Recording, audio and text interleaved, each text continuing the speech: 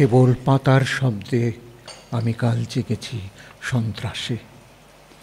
কেবল পাতার শব্দে আমি কাল জেগেছি সন্ত্রাসে।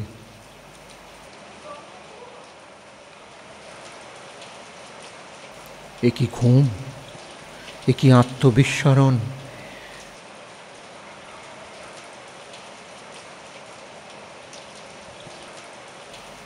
ওইখানে অদিতির কণ্ঠস্বর শুনি আমি। সে বলে, যুবক, নষ্ট করো না বীজ। একা ময়ূর ঘুরছে খালি দোতলায়। কুকুরের দীর্ণ ডাক, ভাঙা ঘণ্টা, জলের গর্জন। অখিল শুশ্রূষায় লাবণী, লাবণ্য রাশি এই জল। বনকুকুরের সারি জঙ্গলের মর্মে ছুটে চলে।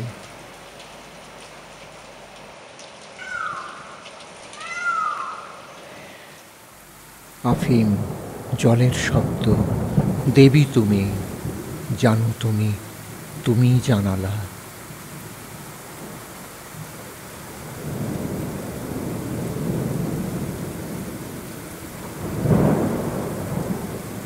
তোমার বিশাল বাড়ি ভেঙে ফেলে লাখো লাখো জানালা উঠেছে।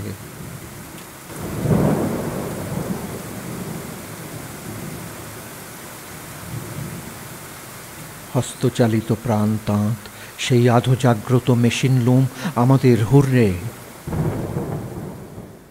আমি বারবার পুরুষের, স্ত্রীলোকের রক্তমোচন শুধু বোঝাতে চাইলাম।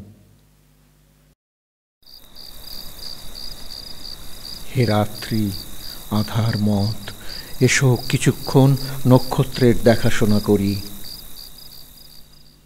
হেসপারাস, আশ্চর্য নক্ষত্র, তুমি এখনো এলে না। সবুজ রহস্যময় আত্মা, আমি পরীক্ষামূলকভাবে তোমাকে বিদায় দিতে চাই। মৃত্যুই তোমার ঘরে বসন্তের অদ্ভুত স্ফুলিঙ্গ জ্বালায় বারংবার।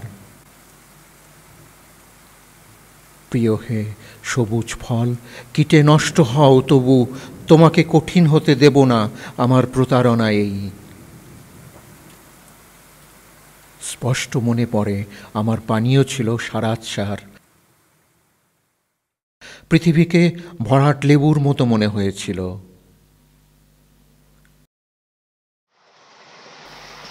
চলে যায় নৈশ ট্রেন দূরে, অর্ধেক জাগ্রত রেখে আমাদের। অবিরত যাত্রা কি কাঠের?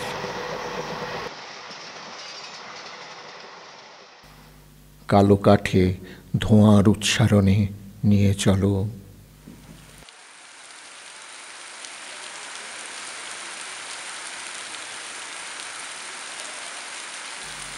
কেবল পাতার শব্দে আমি কাল জেগেছি সন্ত্রাসে।